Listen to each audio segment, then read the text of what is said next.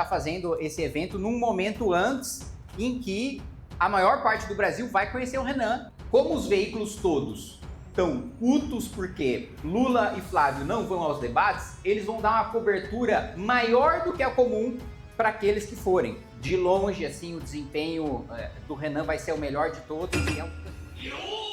Bom, gente, mais uma vez, boa noite, obrigado por vocês terem vindo aqui. Eu quero começar dizendo que Renan vai ganhar a eleição, eu vou ganhar a eleição, o Minato vai ganhar a eleição, o Flávio vai ganhar a eleição, o Guto Chiavetti vai ganhar a eleição. Só para informar que às vezes tem alguém aí meio perdido, todos nós vamos ganhar, né? E, aliás, a gente está fazendo esse evento num momento antes em que a maior parte do Brasil vai conhecer o Renan, que é o debate da Band, de domingo. Hoje eu já tive o prazer de pegar o meu crachá. Eu vou ser um daqueles caras que no intervalo chega, fala isso. No debate do Renan, vamos passar aí amanhã e depois treinando e acho que de longe, assim, o desempenho do Renan vai ser o melhor de todos e é um canhão de televisão que a gente nunca teve. Bom, eu, desde que era criança, né, sou viciado na vinheta de debate da Band e tem muita gente, né, que muitas vezes não acompanha política por rede social, acompanha na televisão. A maior parte das pessoas, vamos ser muito sinceros, vocês que estão aqui acompanham política, né? Não só em ano de eleição, acompanham direto, né? Ninguém está aqui no evento de política, né, sexta-feira à noite, porque casualmente acompanha política, né? Vocês, como nós, são viciados, né, quase que patologicamente em política. Estamos todos no mesmo barco. Mas as pessoas, de maneira geral, aquelas que esquecem em quem votam, né, elas não se tocaram ainda nem que começou a campanha, né? Elas vão começar a se tocar agora com o debate, e aí vai estar em todos os canais de comunicação, e eu estou especialmente animado porque a gente não tem tempo de televisão, porque nós nunca disputamos uma eleição, então a gente nunca elegeu ninguém. Mas, como os veículos todos estão putos porque Lula e Flávio não vão aos debates, eles vão dar uma cobertura maior do que a comum para aqueles que forem. E, assim, existe um abismo, gente, e basta assistir qualquer sabatina, né, não precisa acreditar em mim, entre o desempenho do Renan, do Zema, do Caiado, e eu não vou nem entrar no Cury, que é o outro que, coitado, eu tenho até defendido, eu vou abrindo um bastidor aqui para vocês, nós temos diferentes correntes sobre postura do Renan em debate. Eu sou da corrente que defende que o Renan seja o mais fofo possível com o Cury, porque, coitado, o Cury, ele é um cara que o cacique partidário foi lá, pegou, né, colocou para disputar e depois negociar alguma coisa no segundo turno, né? O Cury nem sabe o que está acontecendo na eleição. Mas eu estou muito otimista porque a nossa principal barreira é o desconhecimento e boa parte desse desconhecimento vai cair agora com o debate. Então, nós estamos aqui no nosso último evento com este nível de desconhecimento do Renan, que vai cair drasticamente e vai começar muito mais pessoas a apoiarem, porque é o conhece e vota mais alto de todos os candidatos.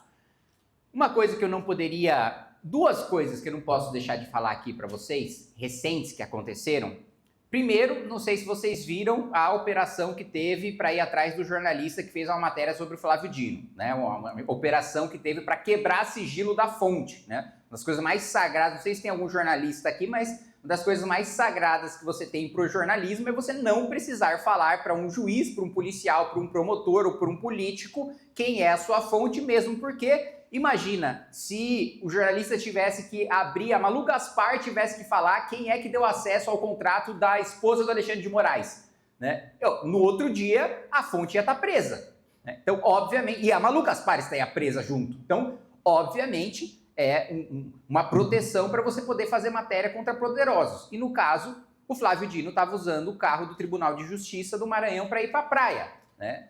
Que obviamente não está no exercício da sua função, que obviamente não é adequado, mesmo porque ainda que ele tivesse alguma ameaça contra ele, ele teria que pedir formalmente para poder utilizar aquele carro, não poderia fazer o que ele fez. Muito bem, fizeram essa operação e agora o Flávio Dino está querendo retomar o julgamento sobre uma lei da ditadura para estabelecer que jornalista precisa ter diploma, porque ele falou o seguinte, e eu não sei se vocês viram isso, ele falou que hoje, como para ser jornalista não precisa de diploma, pode ser que o PCC comece a recrutar blogueiros para falar que eles são jornalistas, para eles terem a defesa do sigilo da fonte. Falando, com certeza, Flávio Dino, a preocupação do PCC é ficar recrutando jornalistas para eles ficarem publicando coisa em blog e não precisarem abrir a fonte. Com certeza, é um dos maiores ramos de operação do PCC, é blog de notícia.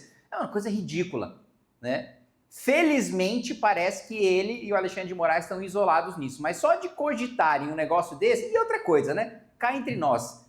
Hoje em dia, um diploma no Brasil, de qualquer profissão, o cara compra, né? O tanto de mutreta que você tem de diploma no Brasil, né? Se precisar de um de jornalismo, de qualquer coisa, o tanto... E você tem também um monte de faculdade, tanto presencial como EAD, que faz mutreta. Nas EAD você deixa lá a aula correndo, né? Automaticamente, depois pega seu diploma. Então, assim, tanto de esquema que tem, não é isso que vai impedir nenhum jornalista de, eventualmente, o que não foi o caso do cara que ele está perseguindo, cometer um crime, né? Então, isso para mim foi uma coisa bizarra e que bom! Eu estava preocupado da gente, no maior estado da federação, não ter um candidato ao Senado. Felizmente, nós temos o Fábio, nós temos o Schiavetti, nós temos o Medon, porque a minha pauta na Câmara é uma, a pauta do Minato na Lesp é outra, a pauta do Renan na Presidência da República é outra, mas a pauta no Senado é uma.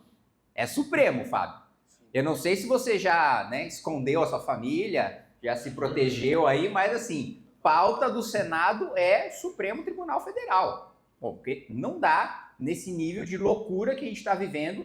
Pô, o Toffoli, que era um cara envolvido no escândalo do Banco Master, poderia ter sido o relator do caso do Banco Master. Não foi porque ele sofreu pressão, mas ele abriu mão. Ele não foi retirado pelos colegas, ele abriu mão. Tá lá o Flávio Dino, que é ministro do Supremo e ainda sobe em palanque. Ele sobe em palanque, é o único ministro. Veja, a gente já teve muito absurdo no Supremo. Mas só tem um ministro que chega e fala vote em X, vote em Y, sobe em palanque, faz campanha. É o Flávio Dino. Assim, isso é bizarro. Aí entra lá o Xandão, que além de todos os absurdos, ainda tem a mulher com contrato de 129 milhões de reais, né? Que é uma mulher que não tem especialização em nada, que não tem carreira acadêmica nenhuma, que a carreira dela na advocacia é uma piada. Coincidentemente, quando ela se casa com o Alexandre de Moraes, ela vira uma advogada brilhante, né? E aí, quando eu fui puxar os processos, eu falei, não, beleza, vamos ver. Primeiro ela alegou que o trabalho dela foi fazer o código de ética do Banco Master. Falei, pô, eu demitia, não, eu não pagava nem 50 centavos. Você fez o código de ética do Master, virou o maior roubo da história do mercado financeiro. Você é um péssimo construtor de código de ética, né? Aí, não, mas ela advogou. Teve uma ação que ela advogou para o Banco Master, perdeu, o Banco Master teve que pagar sucumbência. Falou, não, peraí, sua advogada que te dá prejuízo, você paga 129 milhões de reais, você está de sacanagem, né? Então, assim, você tem uma missão do Senado, uma é Supremo e os outros, as coisas que eu mandar para lá, fazer andar, porque assim, o que eu preciso encher o saco daquele sujeito de... Como é que eu posso falar sem ser processado? O que eu preciso encher o saco daquele sujeito com um IMC elevado do Amapá para os meus projetos andarem no Senado é brincadeira, né? Puta, tá toda semana, não sou senador, eu preciso fazer andar na Câmara e depois ainda ficar toda semana enchendo o saco no Senado para andar. Vamos ter um senador agora para encher o saco, né? Pelo menos um, que a gente tem outros candidatos pelo país. E outra coisa que eu preciso falar para vocês também isso até é clichê falar, né? Porque assim, é uma coisa tão banal, é uma coisa que já é tão comum, que é até constrangedor falar, mas a cara de pau do Lula.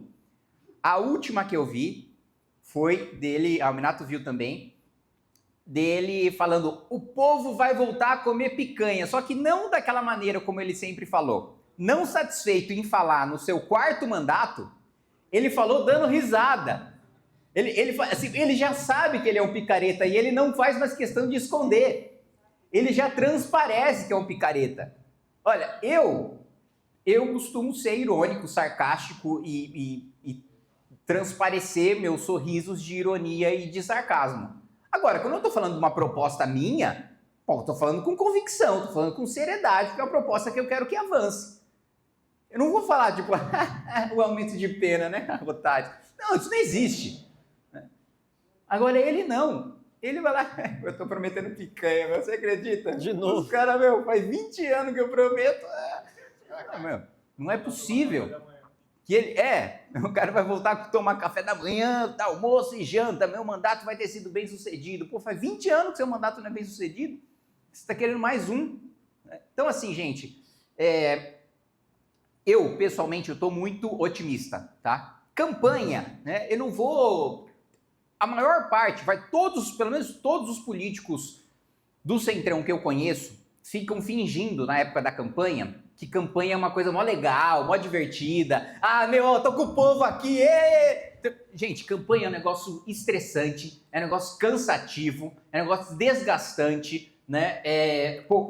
Se processo já dá dor de cabeça, processo eleitoral dá mais, porque o prazo do processo é tipo 3 dias, já sai o negócio, você precisa se defender, que já sai uma condenação, que você precisa tirar alguma coisa, sei lá. Por exemplo, uma dor de cabeça que parece besta, mas é calcular, a gente faz a arte do Renan, aí com o Coronel Medina vice. Aí o Coronel Medina vice precisa ser 30% do tamanho do Renan. Aí a gente faz uma arte no Photoshop, aí manda imprimir, não fica 30%, fica 29%, aí alguém do PSOL entra com uma ação, aí a gente toma uma multa, é obrigado a tirar todo o material de circulação, só para citar uma pequena dor de cabeça besta. Então, não vou mentir para vocês falando que é a coisa mais alegre e divertida do mundo. Mas, mesmo não sendo, só o fato de saber que a gente tem um partido próprio, que não existe a menor chance de algum voto dado em mim e para nenhum vagabundo, só de eu ter essa consciência,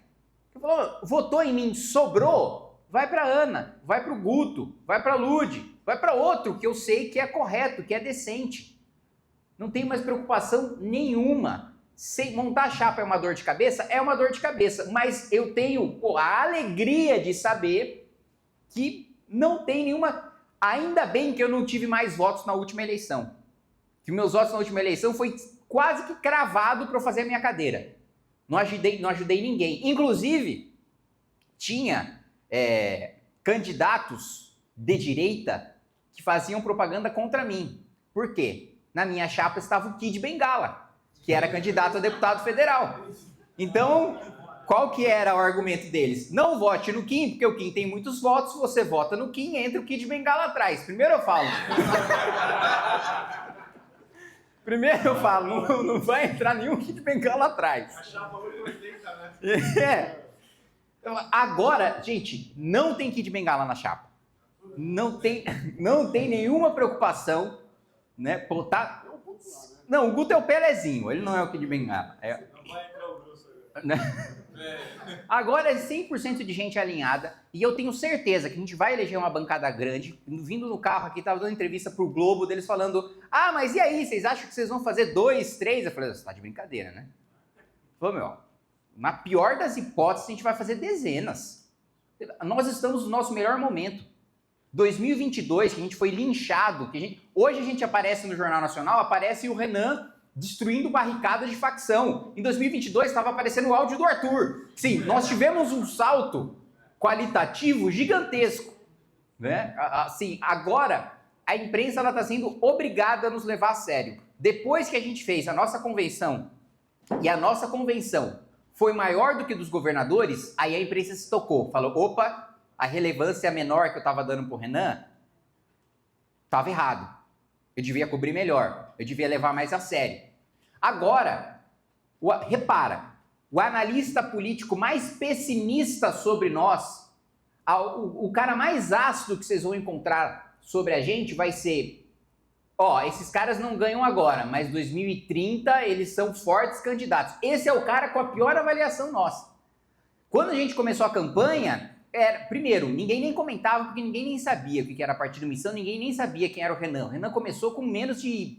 O Renan começou a campanha, ele não tinha 50 avos do meu tamanho e da minha repercussão em rede. Agora ele é maior que eu. E ele vai se tornar 10, 100 vezes maior do que eu. Então, primeiro, começavam nem falando, depois começavam desdenhando, depois falaram: Pode ser que tendo um bom desempenho vai fazer 5%, vai surpreender com 5%, fazendo uma boa bancada. Eu escutava antes do recesso no Congresso. Ah, Kim, se vocês forem bem, né? Tô vendo que seu candidato tal vai fazer 5%. Pô, que bom, você merece ter uma bancada de 6 aqui junto com você. Eu falei, você não está entendendo. Você não está entendendo que não importa quantos prefeitos, quantos governadores os outros têm, nós estamos vencendo de candidatos que têm prefeitos e governadores fazendo campanha para eles. Nós não tem nenhum prefeito fazendo campanha para a gente, não tem nenhum governador fazendo campanha para a gente, é só a gente. A imprensa fica perguntando, mas nos estados que não tem candidatura, qual vai ser o seu palanque, né? Porque palanque geralmente é o governador, que tem grana, aí sobe o candidato a presidente no mesmo comício que o governador, e aí ele ganha voto. Eu falo, gente, eu não preciso ter ninguém montando palanque para mim.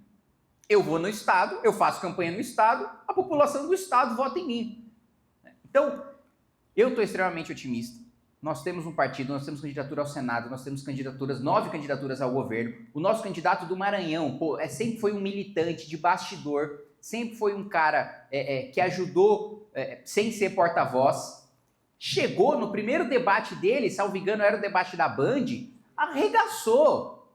Aí o cara tinha 100 seguidores, já nem sei quantos mil ele tem agora. Era um cara que a política maranhense falava, é tipo um palhaço aí que tá disputando. Pô, agora o cara tá arregaçando no primeiro debate. Imagina, nos próximos que ele só vai crescer, que ele só vai falar mais, que ele só vai entrar em mais embate. O cara do PSTU, o candidato do PSTU teve a audácia de direcionar a pergunta dele pro nosso candidato da missão no Maranhão, falando, esse aí da missão eu vou arrebentar, né, coitado. Até a cara do PSTU tá até agora na UTI, né, amassada do amasso que ele tomou do nosso candidato do Maranhão.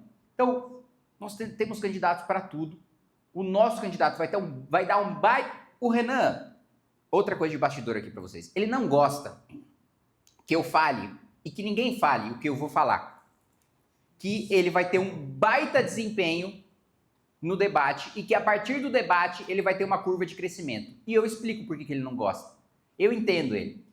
Porque ele sente, cada vez que eu falo isso, ou alguém fala isso, ele sente o peso da responsabilidade. Ele fala, puta, e se eu não for bem? E se eu for mal, eu vou decepcionar todas as pessoas que estão falando que eu vou bem. Eu vou decepcionar, eu vou afundar todo o projeto de todos os meus amigos, de todos... Eu tô nessa também. Eu falo para ele, não existe essa possibilidade. Né? Mas ele, não, puta, eu não posso decepcionar, eu não posso ir mal, não coloca tanta expectativa porque eu posso não ser tudo isso. Vai ser tudo isso, todos nós sabemos disso. Exatamente, se ele chegou, falou boa noite já, e juntou o sujeito com o predicado, já tá, pelo amor de Deus. Eu vi outro dia a entrevista do Caiado, do Zema, no My News. A Mara Luque perguntou para ele a proposta dele para o SUS. Ele perguntou o que é SUS. Falei, não é possível. Você foi governador 2 vezes. Você é um cidadão brasileiro. Você nem precisa exercer cargo público. Como assim o que é SUS? É tipo assim, gente, quando eu assisti, eu falei, olha, eu nunca acompanhei muito o Zema. Mas assim, foi governador de Minas Gerais, né? Eu falei, bom, alguma coisa ele tem. Aí ele falou, o que é SUS? Eu falei, não tem nada mesmo. Não tem nada, o problema tá em Minas Gerais, com todo respeito aos mineiros, mas, agora eu entendi por que o Cleitinho tá em primeiro. Né? Porque, sim... o cara tá numa CPI investigando o Bet, aí fala, posso tirar uma selfie com você que divulga Bet, que lava dinheiro? Eu falo, não, você tá de brincadeira, né? Mas, enfim, ainda bem que eu não tô em Minas. Eu falei, última vez que eu estive no evento da missão em Minas, eu falei, gente, eu tô me despedindo aqui de vocês, tá? Porque no futuro, né, quando meu filho for me perguntar, pai, o que é esse negócio aqui, esse negócio de Minas Gerais aqui que tem nesse mapa da história do Brasil? Eu falei, filho, é uma coisa que existia antes do Cleitinho ser governador, né? A gente conhecia, tinha queijo, goiabada, galinhada, tinha umas coisas lá e aí acabaram. Mas enfim, eu tô otimista. Eu realmente acho que a gente vai ganhar. Num primeiro momento, quando nós lançamos o Renan, a nossa intenção era fazer bancada de deputado. E agora a nossa intenção é ganhar, porque a gente está vendo que dá para ganhar, porque a gente está vendo que tem competitividade para ganhar. E aí, eu conto com a ajuda de cada um de vocês, porque eu sei que aqui eu não vou virar voto de ninguém, porque tá todo mundo já muito convicto do seu voto. Se bobear, vocês estão mais convictos do voto de vocês do que eu tô do meu. Todo mundo 100% convicto. Eu não sei nem se eu vou votar em mim mesmo ou se eu vou votar em alguém da nossa chapa, porque a nossa chapa tá muito boa, né? E às vezes eu olho e falo, esse tá melhor que eu. Então, vocês que estão aqui não é para... Não vou convencer ninguém a votar. Vocês são caras que são hipermultiplicadores. Vocês são, como eu imagino que vocês sejam, o que eu sou para os meus amigos, que é o chato da política, o cara que fica, olha aqui o Renan Santos, olha aqui eu, olha aqui, olha aqui o Minato, e esse carro aqui seu que não tem perfurado, não, e essa moto aqui que não tá com adesivo, então, imagino que vocês sejam, então assim, eu tô falando com colegas de trincheira, e aí eu peço para vocês, gente, se a gente não se empenhar nesses 45 dias, a gente vai pagar pela nossa omissão pelos próximos 20 anos. Pelo menos. O próximo presidente da República nomeia 4 ministros do Supremo. O próximo presidente... Acabaram, não sei se alguém aqui já usou Discord, mas não suspenderam o Discord aí agora? O próximo presidente da República nomeia 3 para a NPD e a NPD tem 5. Então, assim...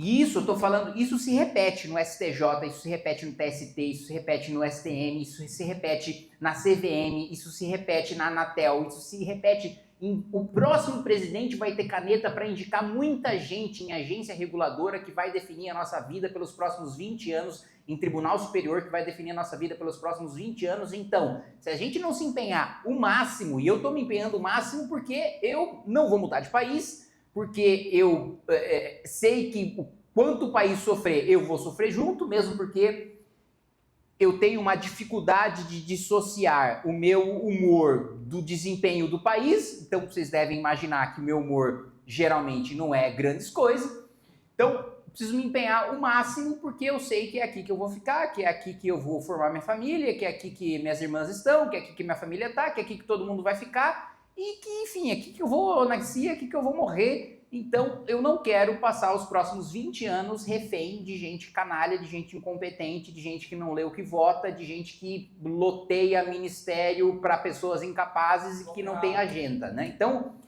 eu vou me empenhar ao máximo nesses 45 dias, porque eu sei que é muito mais barato eu dar o meu sangue nesses 45 dias do que dar tudo nos próximos 20 anos. E eu tô contando que vocês façam o mesmo. Obrigado.